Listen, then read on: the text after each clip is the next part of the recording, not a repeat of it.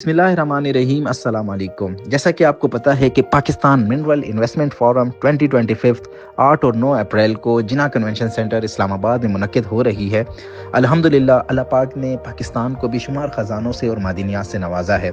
पाकिस्तान का कोना कोना, पाकिस्तान का हर सूबा, पाकिस्तान का हर हिस्सा कुदरती मादिनियात से माला माल है।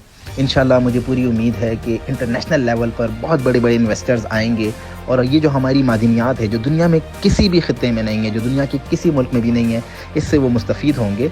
इस फोरम पे बलूचिस्तान का भी एक डेस्क बनाया गया है, जहाँ पर बलूचिस्तान में जो अल्लाह पाक ने कुदरती मादिनियात रखी है, जो कुदरती ख़जाने रखे हैं, उन्हें वहाँ पर नुमाइश के लिए पेश किया जाएगा।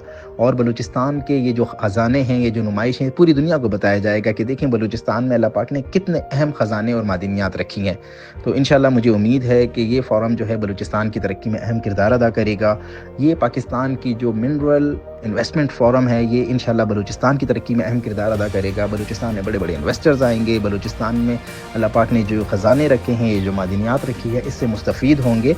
और इसके बाद इंशाल्लाह ये जो हमारे पास इन्वेस्टमेंट आएगी, ये बलूचिस्तान की आवाम के ऊपर लगेगी, बलूचिस्तान के लोगों के ऊपर लगेगी, क्योंकि बलूचिस्तान के तमाम साहिल और वसाइल पर, तमाम मादिनियात पर जो हक़ है, वो सबसे पहले बलूचिस्तान की आवाम का है, बलूचिस्तान के लोगों का है, पाकिस्तान के लोगों का है।